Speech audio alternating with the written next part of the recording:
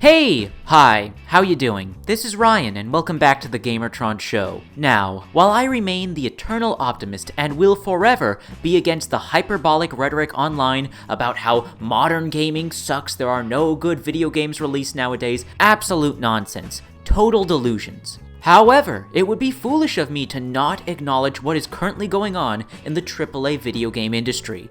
Just what the hell is going on? This is unprecedented. 3 disastrous AAA releases in a row? Rockstar, Electronic Arts, Activision, all releasing defective products around the same time. The Grand Theft Auto Remastered Trilogy, total train wreck. Call of Duty Vanguard, the most unpolished game released in the history of the franchise. And Battlefield 2042, absolute catastrophe. How did this happen?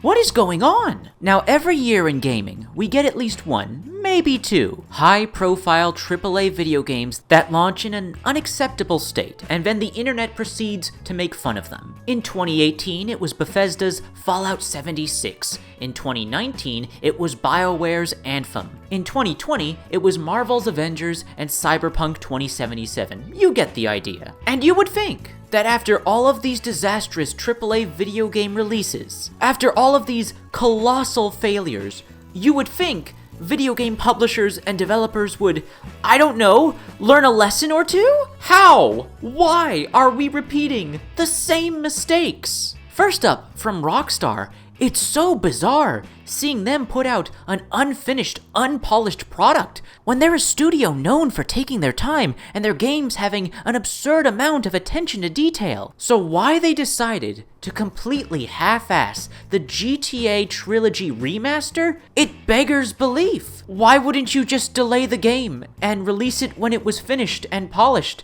You've just decimated your reputation and lost out on so many possible future sales. It's so strange. It's so strange seeing this from Rockstar. Why did they do this? Up next, Call of Duty Vanguard, and while it is certainly in a better state than the GTA Trilogy remaster and the latest Battlefield, in terms of the standards that the Call of Duty franchise has set for itself, it's a downgrade from the previous entries in almost every way. More bugs and glitches and issues than ever before. Respawning in PvP is absolutely broken. The AI in the single-player campaign is somehow more abysmal than it's ever been before. And the zombies mode. So lazy, so half-assed. What a travesty. Finally, last but not least, we have Battlefield 2042. And I probably don't need to explain this one to you. Social media has been abuzz about how much of a train wreck this game is. And to think I was so excited for this game. This was going to be the first Battlefield I had bought and played in years. Ugh,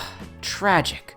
But what the hell, EA? What the hell, DICE? Here we have the definition of insanity on repeat. EA, DICE, how have all of you learned nothing from Battlefield 4, from Battlefield 5, from Star Wars Battlefront 2, from all the other disastrous, buggy, unfinished, unpolished launches under the EA umbrella? It doesn't make any sense. We are taught as children to learn from our mistakes, and yet these fully grown adults running multi-billion-dollar companies refuse to learn from their mistakes. How do they not understand that releasing broken, unfinished games at launch costs them money? EA, DICE, surely you must realize no one wants to play or buy Battlefield 2042 now that word of mouth is spread. But you should already fucking know all of this after Battlefield 4, after Star Wars Battlefront 2, after Anthem, after Battlefield 5, after all of these failures. How have you not learned anything? As a businessman,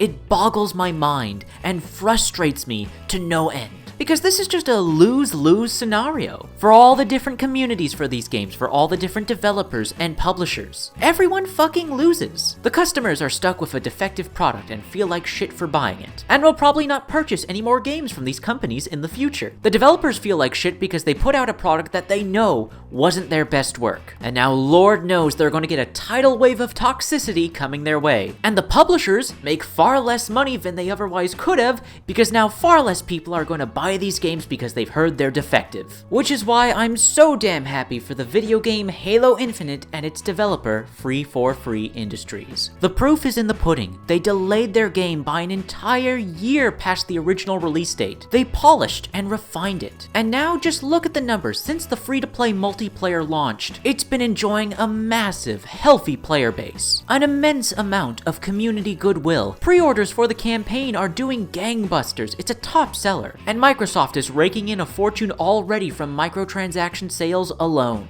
Even though Halo Infinite does have some issues, it does have some flaws, overall public reception has been positive. Because Halo Infinite is a well-made game that obviously wasn't half-assed and wasn't released before it was ready. Now, by no means is Halo Infinite perfect. It's got problems. It's got issues that need to be resolved. But unlike its AAA competition this year, you can actually play and enjoy Halo Infinite without having your experience constantly sabotaged by technical issues. I just don't get it, man.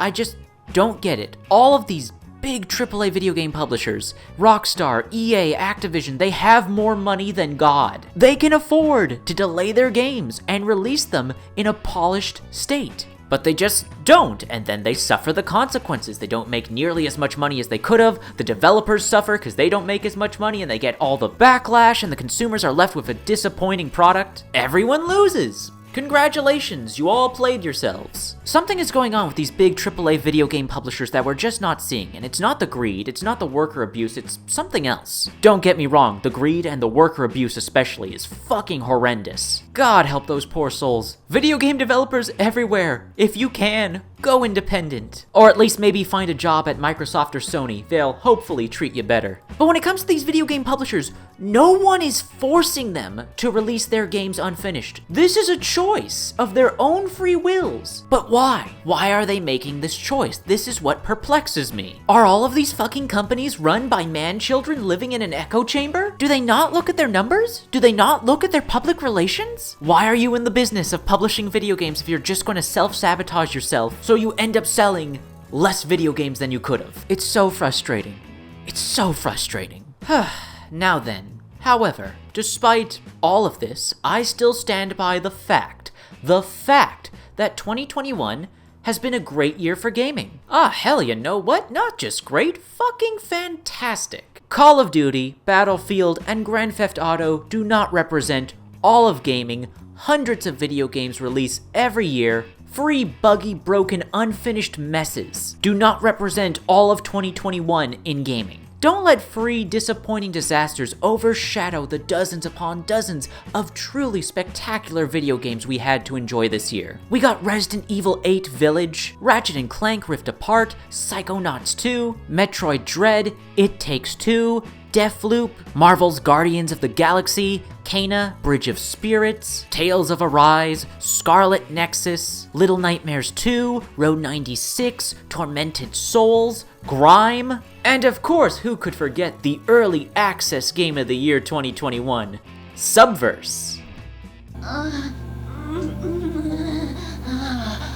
You get my point. We were practically drowning in quality video games this year. Making my top 10 favorite games of 2021 video is going to be an absolute bastard because I have to pick from so many fantastic games. Look, Call of Duty players, Battlefield players, Grand Theft Auto players, I genuinely do feel sorry for you. You don't deserve the bullshit you're getting this year. The amount of money and time you have spent on these franchises, you deserve at the very least a functional product on launch day. So I'm sorry. I'm sorry y'all got screwed over this year. I'm sorry you're sad and you're angry. All I can do is recommend in the meantime that you give your money and your time to video game developers that actually respect you as a customer and are putting out polished products. There's still a lot of good happening in the video game industry. Go explore it for yourself. Anyways, that's been a video. Thank you for watching. I hope you enjoyed the video. If you did indeed, please leave a like, leave a comment sharing your thoughts, feelings, and opinions. If you want to help out and support the video, then please share it on social media, Twitter, Reddit, and Facebook. And if you want to help out and support me directly, there are links to my Patreon and my Ko-fi in the description down below. Anyways, once again, that's been a video. Thank you for watching, and I'll see you all